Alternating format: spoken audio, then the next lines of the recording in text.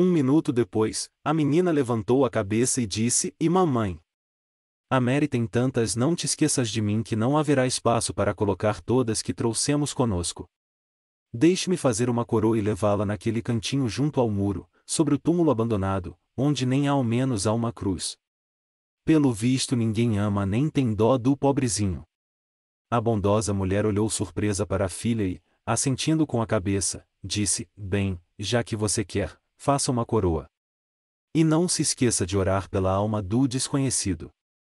A menina ficou muito feliz e iniciou o trabalho. De 2 pauzinhos ela fez uma cruz, ornou-a com as flores e fez uma coroa. Em seguida, depois de chamar a irmã, ela correu ao túmulo solitário da suicida, praticamente perdido no meio do mato. Ali ela enterrou a cruz, depositou a coroa e pôs-se de joelhos, enquanto a sua irmã lhe seguiu o exemplo. "Vamos orar, Lisa, pela alma do pobre falecido que jaz aqui. Que Deus dê paz à sua alma e bem-aventurança no paraíso. Tenho grande pena dos esquecidos, eles me parecem mais infelizes que os mendigos de rua. Aqueles podem, ao menos, estender a mão e suplicar ajuda dos passantes, enquanto um morto não consegue nem pedir uma oração para si. Por isso o dever de todos é pensar neles." Juntando as mãos em prece, ambas as meninas começaram a orar com ardor. Feito ondas prateadas partiu de suas inocentes almas a oração, inundando como se por uma luz solar o túmulo e a sombra da suicida, que surgiu junto ao túmulo ornado de flores. Todo o organismo fluídico do espírito sofredor tremia e parecia avolumar-se sob o efeito daquele ímpeto ardente. As sombras que o rodeavam clarearam e a crosta glacial que aderia ao coração perturbado, cheio de ódio e queixumes, derretia dando lugar à fé e à esperança. "Está vendo o efeito e a força da oração?" murmurou Dakir. "Olhe como o espírito sofredor animou-se e sacudiu de si o peso que o oprimia, como a corrente da vida, força desta oração inocente, levou a infeliz alma para o caminho da ascensão, do qual ela duvidava, e esta dúvida na justiça divina, em consequência da injustiça de homens, foi justamente aquilo que a levou a praticar o suicídio. Juntemos as nossas orações às orações dessas crianças, instrumentos inocentes da misericórdia divina, e depois prosseguiremos o caminho. Eu ainda quero lhe mostrar muita coisa aqui." E eles voaram novamente, mas, desta vez, levantaram-se para uma altitude maior. A atmosfera tornou-se menos vermelha e mais transparente. Mas ali, também, reinava atividade febril e um movimento incessante para frente e para trás. No espaço cinza-rosado que atravessavam, eles se cruzavam ora com imensos espíritos que passavam por eles com a velocidade do pensamento e que em seu aspecto lembravam gigantescos morcegos, ora com estrelas de diferentes tamanhos e de todos os matizes do arco-íris, ora nuvens cinzentas, nas quais se desenhavam vagamente rostos humanos. Pelo visto, cada um daqueles seres estava ocupado com seus afazeres. Cada qual se dirigia em direção diversa. Ocorria, às vezes, de alguns se juntarem e outras vezes de se reunirem numa miríade de espíritos que voava numa massa densa. "Estamos cruzando com as corporações de espíritos guiados por seus líderes", explicou Dakir. Não raro uma ampla faixa de luz ofuscante marcava o voo de um espírito superior, que era sempre acompanhado por um numeroso cortejo. "Você está vendo aqueles cidadãos celestiais? Eles devem ter recebido alguma missão.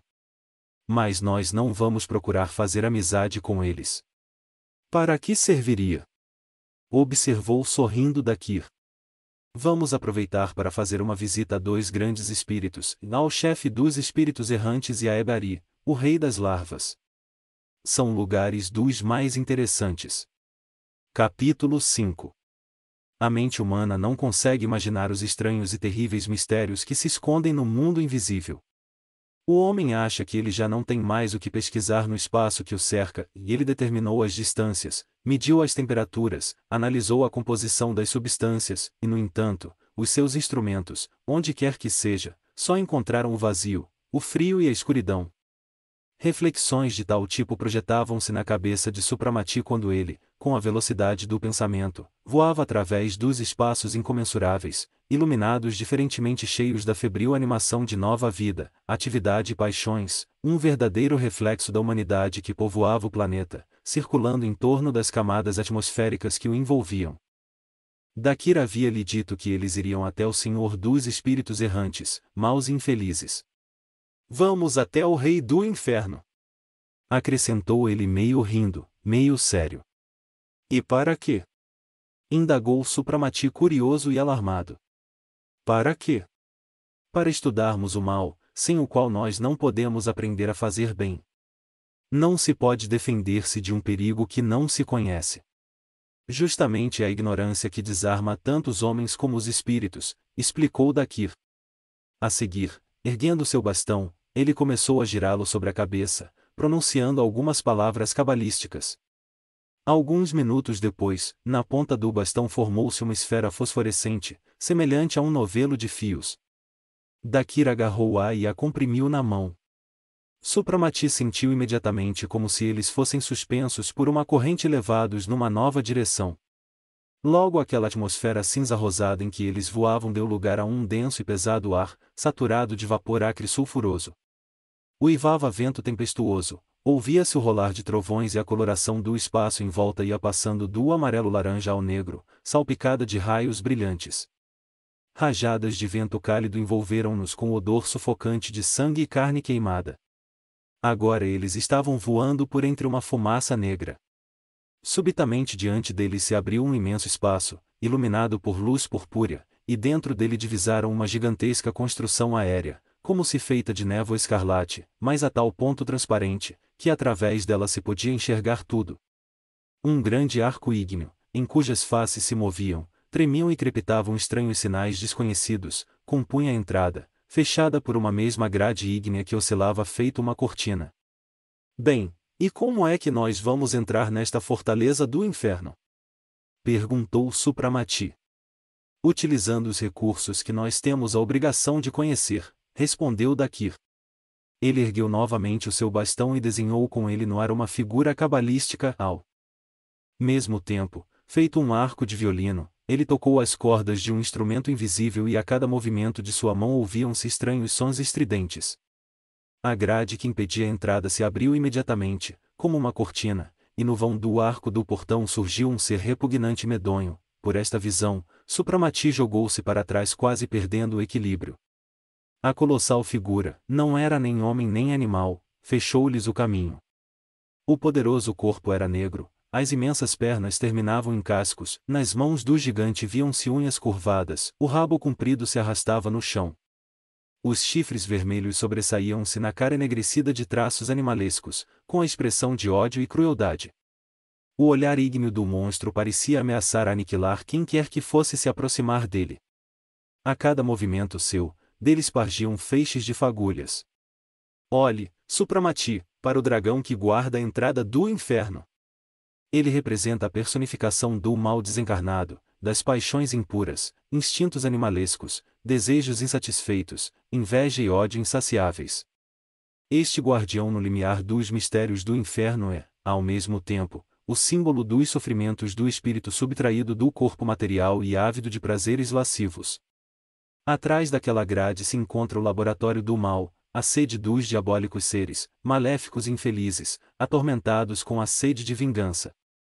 Ali se acham reunidos todos os inimigos da ordem, os cegos que enfrentam peito a peito as grandiosas leis que regem o mundo, querendo deles se vingar pela necessidade inevitável de se depurarem pelo sofrimento. A despeito da evidência de que somente a harmonia cria e encerra felicidade, saúde, fertilidade e fartura, esses inimigos da paz, amor e virtude sempre carregam consigo o inferno que neles ferve, o desespero que os dilacera, a dúvida que os corrói e o rancor de ter que permanecer no mesmo lugar. Eles tentam semear no coração humano os desejos mais impuros, a desconfiança, o culto à não existência e a negação cega. A visão dos sofrimentos causados por eles proporciona-lhes uma cruel satisfação e um esquecimento temporário de sua própria existência repugnante. E assim nós veremos demônios de verdade, seres que se consagram exclusivamente a fazer o mal? E eu que achava que, no final, tudo se regenerava com o triunfo do bem, observou Supramati. Você tem razão. Os seres que se consagram ao mal e que nós veremos mais tarde de fato são demônios, pois eles persistem em sua vilania. Mas nos recônditos de suas sombrias almas vive espreitando a aspiração à luz e ao desejo de escapar das trevas que os asfixiam. Bem, vamos entrar. Depois voltaremos a conversar sobre este assunto. Obedecendo ao sinal da ordem desenhada por Dakir, o terrível guardião da entrada recuou, e Supramati, como num sonho, adentrou uma daquelas estranhas cidades etéreas, outrora vistas por Swedenborg. A cidade parecia não ter fim. Ao longe, as montanhas aéreas emolduravam o horizonte, de todos os lados se abriam precipícios negros e insondáveis. Toda a paisagem carregava um aspecto indescritivelmente funesto. Eles saíram para uma imensa praça.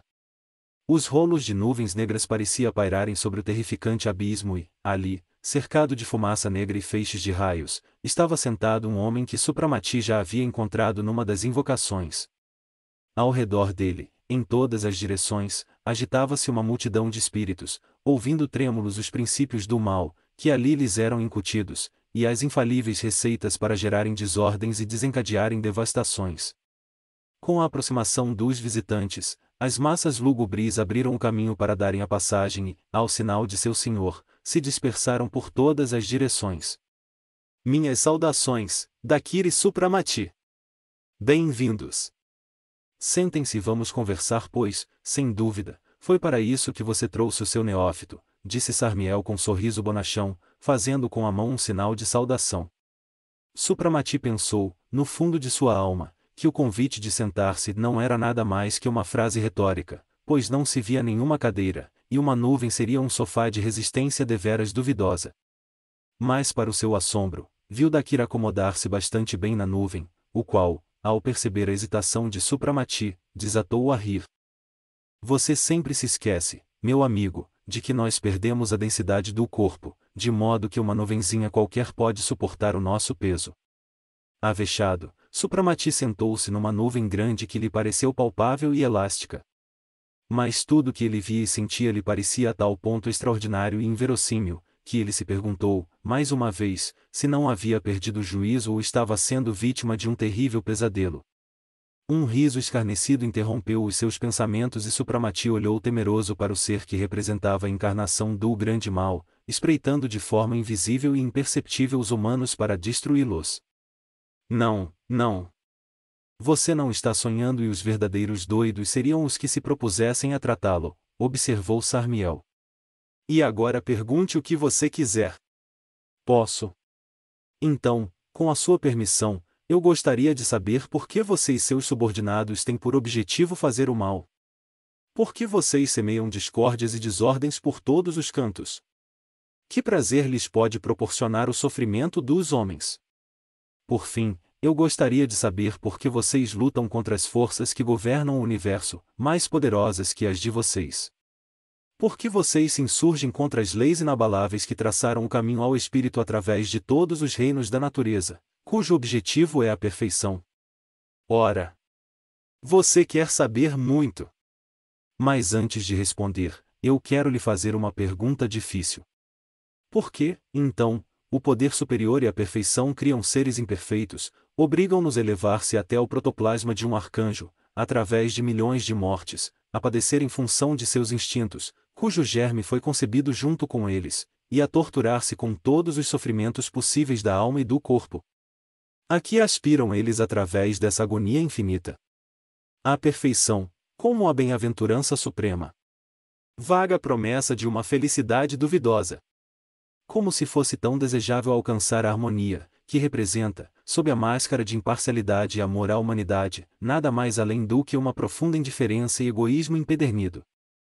Nós nos insurgimos contra essas leis implacáveis que prometem alegrias remotas e desconhecidas, enquanto sentenciam, de antemão, as infelizes criaturas aos sofrimentos inumanos, elos inquebrantáveis de uma corrente infinita, geradas imperfeitas e escravas do trabalho sem fim, que a força criadora suprema dirige autocraticamente. E com que direito? Sempre se sustentando naquela terrível lei da escravidão do fraco pelo mais forte. O fraco ignorante é sempre esmagado pela roda daquele que sabe governar as leis. A humanidade extenuada chora com cia de sua ignorância, treme e consome-se, e na terra, do medo da morte, sempre ameaçar como a espada de Damocles, e no espaço, sob o flagelo da expiação.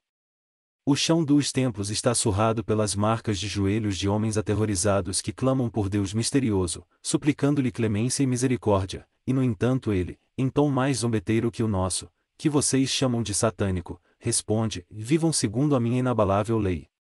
E esta lei proíbe que vocês se utilizem dos instintos que eu coloquei em suas almas, sendo que a manifestação livre desses instintos é um crime. Disciplinem os sentidos a vocês concedidos para que deles só reste o que for imprescindível para o movimento universal, que os impele para a frente para transformarem-se na farinha celestial da qual se panifica a matéria primeva. Por que é que você me olha com tanto espanto, Supramati? Dê uma olhada ao redor e a justeza de minhas palavras ficará patente. Quem conhece Deus? Quem sabe o que Ele é? Normalmente o explicam assim: é Pai todo misericordioso, infinitamente bondoso, refúgio de todos os sofredores, protetor dos fracos e deserdados, sempre preocupado com a felicidade de suas criaturas. É, na teoria. Enquanto na prática é assim, e no universo, tudo que respira, sofre, e todo bom sentimento é punido cruelmente naquilo em que ele se manifesta. Por exemplo, o amor, à primeira vista, é o sentimento mais puro do coração humano, mas o que ele proporciona além dos sofrimentos? Uma morte cega e cruel subtrai os seres mais queridos, crianças e adolescentes, a doença acorrenta as pessoas ao leito da dor, um destino caprichoso lança na miséria as pessoas mais nobres, a fatalidade persegue os mais puros, causando-lhes sofrimentos que somente podem ser suportados pelo infeliz coração humano. E para que tudo isso? Para depurá-los, para testar a sua fé na misericórdia de Deus. O que já não foi inventado para testar a fé das criaturas? Que cruel escárnio! Junto do banquete para ser servido aos eleitos, acomodam-se os deserdados e famintos, permitindo-se que eles admirem, de estômago vazio, como se refestelam os comensais. Mas, e ai deles se lhes passar na cabeça a vontade de estender a mão em direção a algum naco de pão. Sobre eles desabará o fogo celestial, uma voz irá vociferar: não ouse tocar naquilo que pertence ao seu próximo. Você é privado do essencial para a sua própria purificação. Você deverá morrer de fome para que a sua fé seja testada. A recompensa aguarda-o no paraíso. Vaga promessa de uma felicidade incompreensível. Com a morte decretada inutilmente devido a toda espécie de provações, um pobre faminto, que furtara um pedaço de pão e fora posto atrás das grades, quebra a cabeça para conseguir entender, porque, gerado com um estômago que exige alimento, é crime contra a divindade haver pego o que ninguém lhe dá para a satisfação da primeira necessidade. Porque só os outros têm direito de almoçar e jantar, enquanto ele não tem direito nem ao menos a uma casca amanhecida. Não filosofe e se submeta com fé e humildade à sapiência divina, que só lhe deseja o bem, respondem-lhe. É claro que essas palavras são muito reconfortadoras, mas continuam sem explicar nada da mesma forma. De igual maneira são misteriosas e incompreensíveis as causas de sofrimento dos seres inferiores, pouco desenvolvidos, é claro, não obstante capazes de sentir e entender o sofrimento. Existe alguma medida de crueldade do homem em relação aos animais? Existe alguma sentença de morte que um ser humano, para a satisfação de sua gula, sua preguiça e de sua falsa mais famigerada sede de saber, não utilize contra esses indefesos seres que não são protegidos nem por céu nem por inferno? E em todos os cantos fervilha, de um lado, o ódio de homens à sua sorte, e de outro, o ódio dos animais em relação a homens, que os torturam e matam. Tanto uns como outros se esforçam para se vingarem pelas injustiças sofridas, e a magia negra não tem melhores aliados como os espíritos inferiores, que ela invoca e atiça contra os homens. Em função dessa luta, motivada por ódios mortais, a nossa expectativa é que, no final das contas, nós triunfemos sobre as forças escravizadoras que nos condenaram ao trabalho e ao sofrimento, atirando-nos, feito uma esmola, nesgas de conhecimento. Não, nós queremos saber tudo, queremos penetrar no saber da criação e ter a chave do mistério. Porque apenas a perfeição pode criar seres imperfeitos, obrigados por uma lei desconhecida a readquirir, através de milhares de mortes, sofrimentos e privações, o direito de ocupar um lugar junto ao foco da perfeição. Você prega somente o mal, revolta e sofrimento e, entretanto, na primeira vez em que você apareceu para mim, havia-me dito que graças a você e aos seus subordinados muitas catástrofes e crimes foram evitados e que a humanidade ignora o seu trabalho para o bem dos encarnados. Explique-me essa contradição. Pediu Supramati. Um sorriso amargo fulgiu no olhar do terrível demônio. A existência da contradição é aparente, pois, conforme eu lhe disse, nos corações dos meus subordinados há tanto bem quanto mal. Essa insegurança, sempre renascente, essa luta entre os dois instintos é justamente o sofrimento que nos legaram. E por que nós não podemos oferecer proteção aos encarnados e prevenir as catástrofes? Quem sofre, entende dos sofrimentos dos outros, principalmente se conhecemos e amamos esses outros.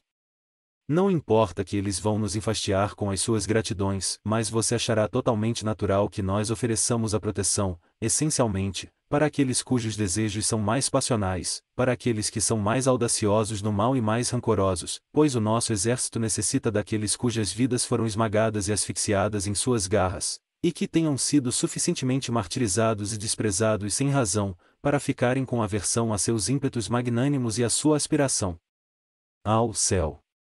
Aquilo que vocês chamam de virtude, humildade cristã, etc.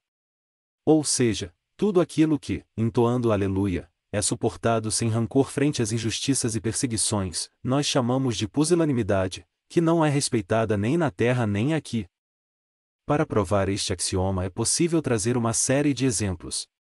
Os filhos que amam as mães que se sacrificam para educá-los morrem, mutilam-se ou perecem moralmente, enquanto os filhos das mães que buscam as aventuras, as mães sem um pingo de vergonha que largam seus filhos nas mãos de outros, florescem, crescem e trazem-lhes alegrias e reconhecimento. Da mesma forma, uma mulher honesta, inteligente e humilde, sobrevive à sombra e na solidão, enquanto uma sacerdotisa do amor, esse chacal de hábitos noturnos que vagueia em torno da família para destruí-la, embonecada e reverenciada, brilha na primeira fila. O vício sempre triunfa, ele é invulnerável em sua satisfação egoística. E sempre os inocentes são responsabilizados por ele. Assim, quando os pais são devassos, quem sofre o castigo são os filhos, nascidos de um amor ilegal, sobre esses desaba toda a fúria da virtude afrontada. Os pobres filhos, testemunhas inconvenientes da vergonha, que ousam ainda reivindicar certos direitos, são rejeitados, asfixiados, afogados ou entregues para a engorda nas mãos cruéis de algum administrador de educandário, onde, na pressa de se ver livre deles, estas pequenas indefesas vítimas são condenadas para servirem a duas mortes sequenciais, a do espírito e a do corpo. Ambas as passagens são duras e inúteis nestas condições. Os pais e as mães dos sacrificados permanecem, no entanto, incólumes, continuam a frequentar a sociedade e são os que mais alto falam em defesa da moral, enquanto esta, indulgente, fecha os olhos para as suas fraquezas. O assassinato, dizem, é um dos crimes mais odientos. Por que é que então o massacre de milhares de inocentes permanece impune? Terra, dizem também, foi dada a homens para nela se encarnarem, suportarem provações preestabelecidas e se aperfeiçoarem. Mas por que, então, tantos seres são descartados para o mundo invisível onde eles não têm condições de cumprir com esses propósitos, doridos, repletos de fluidos vitais, inúteis para eles? E, no entanto, asseveram-nos que nada ocorre por acaso e que em cada átomo existe o elo imprescindível ao grandioso tudo. Mas, pelo visto, essa estranha anomalia não diz respeito a ninguém, e ninguém se apressa em corrigi-la. Isso, asseguram-nos os nossos adversários, são as provações para pais e filhos. Não é nossa tarefa desmenti-los, pois justamente essas provações, mais as encarnações mal-sucedidas, têm preenchido as nossas fileiras com os mais rancorosos. E isto é compreensível. Abandonados pelo céu, eles procuram ajuda no inferno, enquanto o defensor legal dos destituídos está em algum lugar longe. Ele está sempre ausente na hora da necessidade de evitar alguma injustiça ou proteger um inocente. É por isso que os homens não o temem. Eles sabem perfeitamente que podem pecar sem punição e zombam dos tolos que sacrificam as delícias do presente em troca de uma vaga esperança do futuro incerto. Enquanto Supramati ouvia em silêncio, em sua alma se processava uma estranha reação, e recordações amargas e insuportáveis avolumaram-se em sua mente. Ele lembrou-se de infortúnios imerecidos que desabaram sobre os seus pais, do patrimônio arruinado que fora o motivo da morte do seu pai, da enfermidade que levou para o túmulo a sua mãe. Diante dele, projetou-se novamente a sua dura vida de trabalho e uma infinidade de pequenas privações, que ele suportava só para cercar a adorável mãe de paz e conforto, mas, apesar de tudo isso, ele nunca teve uma chance de iniciar um tratamento radical e muito custoso a que ela teria que se submeter. Certa vez, logo depois que ele acabou de se formar, ofereceram-lhe um trabalho de acompanhar para o sul um doente muito rico que queria ter um médico junto a si. Foi-lhe muito duro separar-se da mãe, que ainda estava bastante fraca, mas ele aceitou a oferta para ganhar algum dinheiro e posteriormente iniciar o tratamento especial de sua querida doente, um tratamento muito caro, mas que auspiciava bons resultados. Mesmo agora, ele estremeceu de indignação ao lembrar de todo o seu fastio e desprezo no relacionamento com aquele homem, sempre se jactando de seu bolso bem recheado, cuja vida passará em farras e todo tipo de prazeres. Aquele homem nunca amou ninguém sinceramente, nunca teve de sofrer, nunca trabalhou, jamais deu algo para alguém, não derramou uma lágrima sequer em solidariedade ou ajudou o próximo, somente os desejos mais torpes e asquerosos norteavam a sua existência. E aquele cadáver vivo e nojento era bem tratado, adulado e protegido feito uma coisa de valor. E tudo era feito exclusivamente por causa de seu ouro. Enquanto ele, cuja vida era só trabalho e renúncia, era subtraído da possibilidade de evitar o desaparecimento da melhor das mães, da mais pura e bondosa das mulheres, só porque ele não dispunha de um mínimo daquele ouro, o qual era tirado aos punhados apenas para prolongar por alguns dias a existência inútil daquele velho devasso. Supramati cerrou furioso os punhos. Toda a revolta contra a impotência do céu e as injustiças que reinavam no mundo, que outrora se assomava em sua alma, ressurgiu do abismo, para o qual o tempo o havia atirado. Uma gargalhada estridente interrompeu as suas reflexões. Ele levantou a cabeça e encontrou o olhar zombeteiro e flamejante de Sarmiel. Sim, sim. O pobre médico tuberculoso, que derramou lágrimas amargas no túmulo antecipado de sua mãe, também era dos nossos, pilheriou Sarmiel. Enquanto isso, rico e imortal, cheio de presunção e contentamento, sem nada a temer, nem a morte, e ávido da coroa dos magos, está separado de nós por um abismo. Você veio para cá para estudar o mal, com vistas de vencer-nos com as nossas próprias armas. Tanto faz. Nós resistimos, inclusive, a bem mais fortes que você. Agora eu lhe responderei, sem vacilar, porque nós lutamos contra as forças muito mais poderosas que as nossas. É porque nós estamos no limite do desespero. Nós não podemos contar com o Senhor invisível que nos criou. Ele não tem misericórdia com suas criaturas, somente a indiferença de um factotum, semelhante a uma máquina infernal que arrasta não se sabe para onde a humanidade enlouquecida, cujo coração e inteligência sempre esbarra no incompreensível. Por quê? Grita em desespero o gênero humano. Mas, em resposta, ele só encontra o silêncio, e o mistério insondável envolve o passado e o futuro de toda a criação. Vão girando no infinito os mundos e os seres, sem conhecerem o caminho a seguir. Só uma coisa é clara: nós somos governados por duas forças terríveis. Uma delas nos empurra para frente, a outra nos detém e impede o nosso retorno à sede. Ao nos encontrarmos entre essas forças, nós nos debatemos inutilmente, nos tornamos um exército de demônios, sitiando os mundos. As esferas harmônicas não nos atendem, bem, talvez na desordem do caos nós vejamos o objetivo final da dança da vida e fiquemos de posse da chave do enigma, antes de atravessarmos a ígnea barreira límpida que nos oculta os grandes mistérios da existência. Talvez esse santuário fique inacessível e todos os nossos esforços sejam coroados por edição de uma lei nova, ficaremos então cercados por um exército de átomos claros, um exército de sabedoria, por virtudes de poder e beleza de perfeição ilimitada, e nos tornaremos prisioneiros daqueles muros fulgurantes que nos separam para sempre do mundo com o qual estamos ligados com todas as fibras do coração. Os lábios dos arcanjos estão cerrados pelo grandioso selo dos mistérios, o silêncio é o seu poder. Mas quem poderá nos provar que esses seres límpidos não estejam arrependidos por terem vencido todas as suas fraquezas, que emocionam o coração imperfeito de humanos? A alma límpida, mas vazia, do ser perfeito está, provavelmente, perdendo o hábito de chorar, amar, sentir as alegrias e penalizar-se por aqueles que sofrem. Com um olhar apático, ela observa as duras provações daquele que outrora amou. Mas ele não tem outro interesse além da qualidade da luz que dele emana e da bem-aventurança da paz infinita. Aliás, tudo isso são simples suposições. Mas, se por um lado é-nos difícil descortinar os mistérios que nos cercam, podemos tentar impedir o movimento ascendente dos espíritos.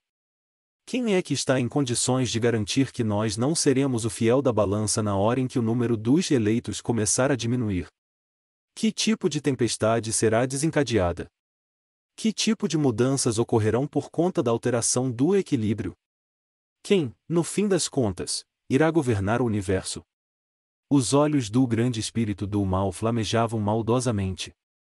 O caos, a revolta, as paixões desenfreadas que nele fervesciam, refletiam-se em seu rosto desfigurado. Era com misto de medo e terror que Supramati olhava para o ser cego, ainda que audacioso, que ousou enfrentar, numa luta desigual, os grandes princípios da ordem e harmonia, querendo destroná-los com o auxílio da legião de cegos espíritos inferiores. Estaria ele de fato acreditando na possibilidade da vitória? Teria ele esperanças de deter o movimento infinito? Não, aquilo era impossível. A força destruidora do mal poderia aniquilar o planeta, talvez pulverizar o sistema inteiro, mas a grande força motriz do universo escaparia desses cegos. Assim como eles não conseguem aniquilar um espírito, não conseguem parar o movimento das estrelas ou destronar o ignoto areópago que se oculta atrás da barreira de luz a eles inacessível, pois as próprias paixões que os animam lhes impedem o acesso. Feito uma névoa maléfica, pairam as legiões do mal na atmosfera, espalhando o ódio, desgraças e doenças. Aquilo que Supramati ouviu só poderia ser pronunciado pelo inferno. Somente ele poderia interpor o terrível porquê, para o qual o homem não encontra resposta nem explicação e o qual invade o homem com bilis e rancor. Sombrio, com o senho carregado, olhava Dakir para o abismo que se estendia a seus pés. Supramati aprumou-se e lançando-se à frente gritou: "Vamos fugir deste medonho local de trevas e revolta. Sinto-me enlouquecer nesta atmosfera de sabedoria satânica." A gargalhada de Sarmiel parecia estremecer o céu. "Você quer fugir? E para onde? Onde você vai se esconder das verdades amargas que eu disse?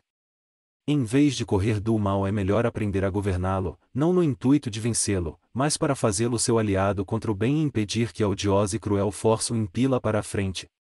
Se você fraquejar e a sua alma tola for buscar a luz, você será arrastado pelos cabelos pela escada da ascensão eterna, cada degrau da qual martirizará o seu corpo e a alma, e os arcanjos o trarão ensanguentado e dilacerado aos pés do trono do Eterno."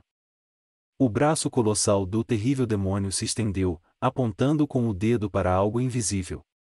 Lá, no meio de centenas de milhões de vias lácteas, reina a divindade. Mas naquela prisão celestial você se transformará, no máximo numa mola, num fio elétrico a mais da máquina criadora, preservando de sua individualidade apenas a consciência de si. Você deixará de odiar e amar, e fará parte da rotação universal, perfeito e feliz, pois de você não sobrará nada além do vazio, que substituirá o seu coração morto. Sem ouvir mais, Supramati lançou-se para a frente, seguido de Dakir que o apoiava pelo braço. Atrás dele se ouviam gargalhadas de escárnio, terrificantes, demoníacas, sonoras, que faziam estremecer todas as fibras do ser.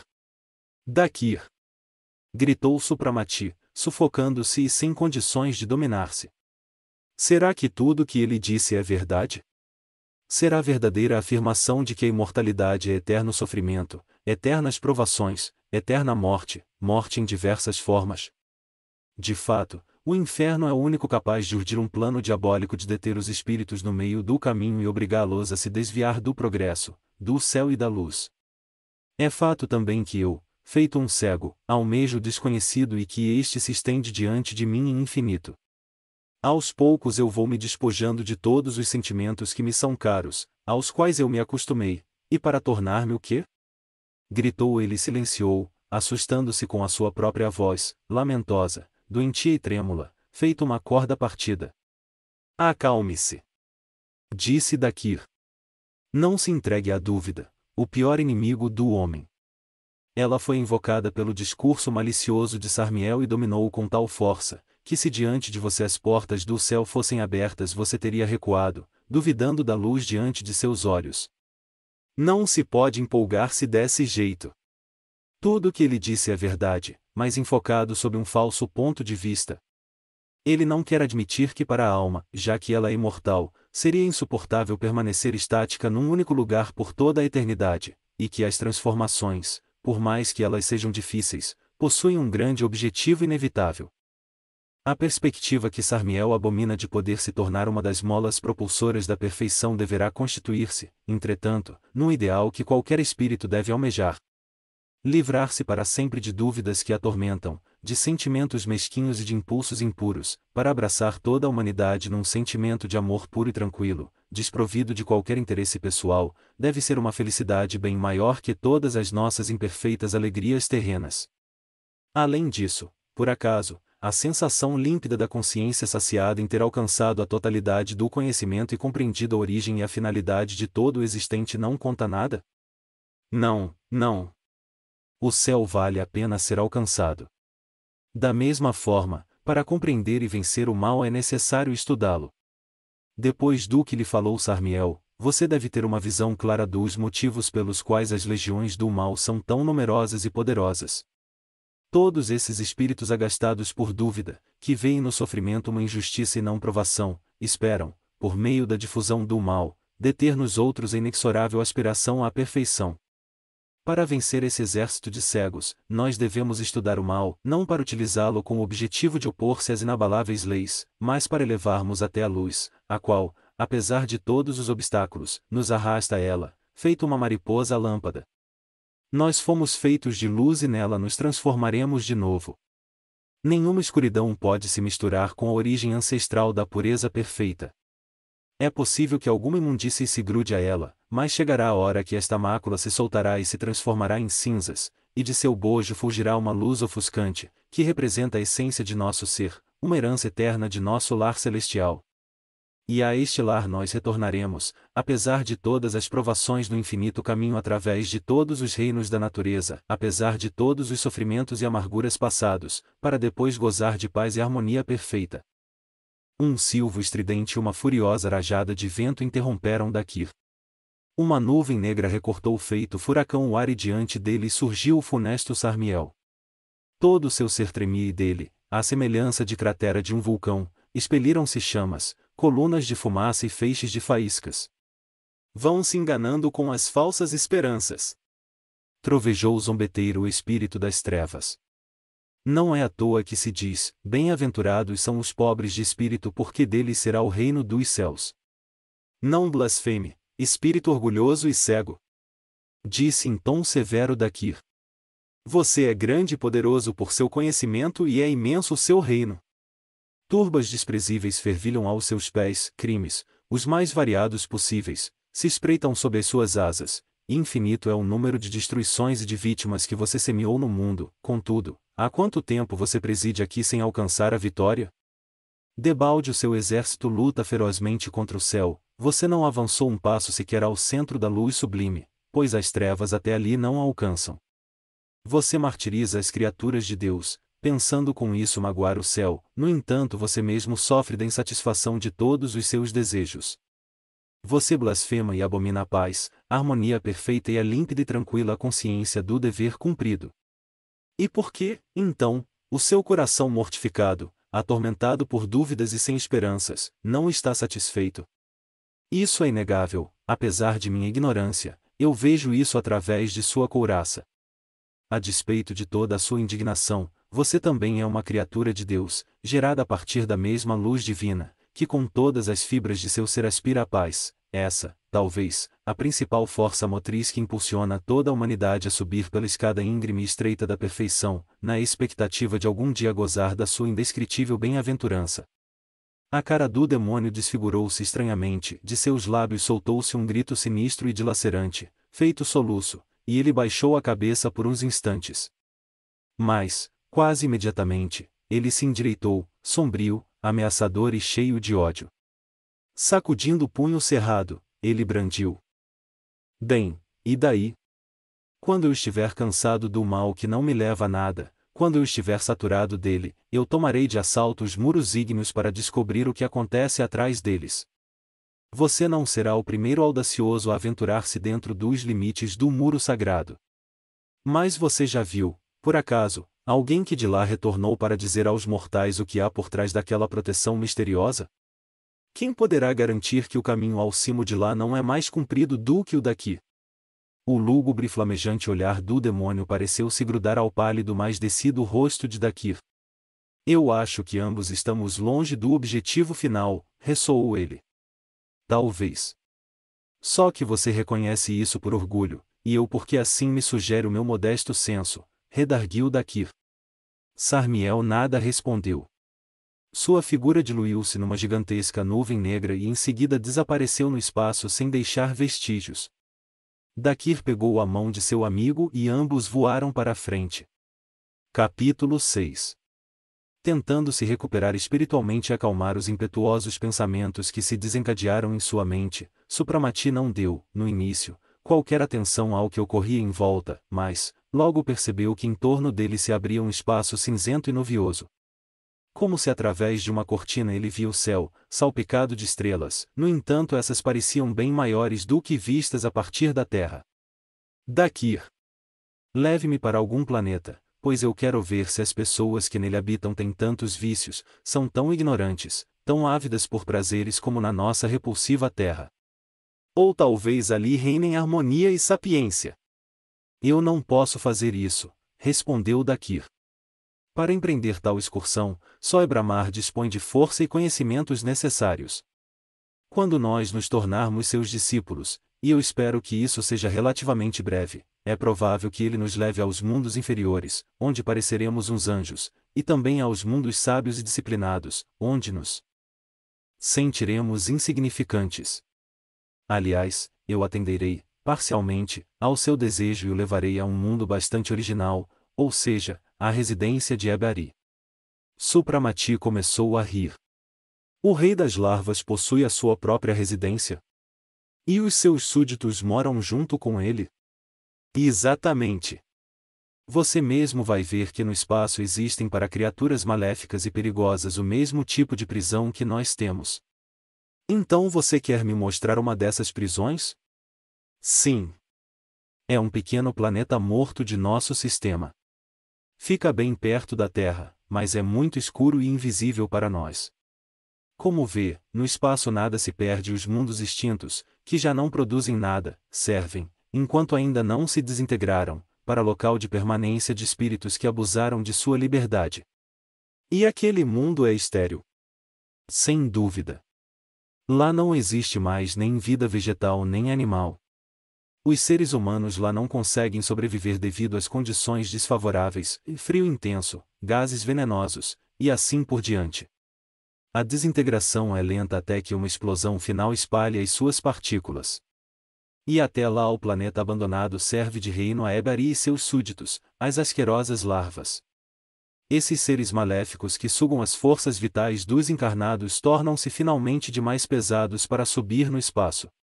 Anfíbios de dois mundos, mundo dos espíritos e mundo dos vivos, eles vagam invisíveis na terra, semeando morte e terríveis doenças de espírito por todos os cantos. Sobre essas criaturas nocivas foi instituída uma severa vigilância permanente. Para que eles não se apoderem da terra, eles são, na maioria dos casos, juntados num mesmo local. Mas este local deve ser suficientemente resistente, como uma pedra, jogada na água e que não pode subir à tona, e como um espírito, separado do corpo material, saturado de fluidos grosseiros, que não consegue elevar-se ao éter, caindo em seguida para a terra. Somente privados das condições que os unem à vida terrena e da fonte de alimentação, que são as pessoas vivas, eles, por bem ou por mal, são obrigados a desistir de seus atos mortíferos.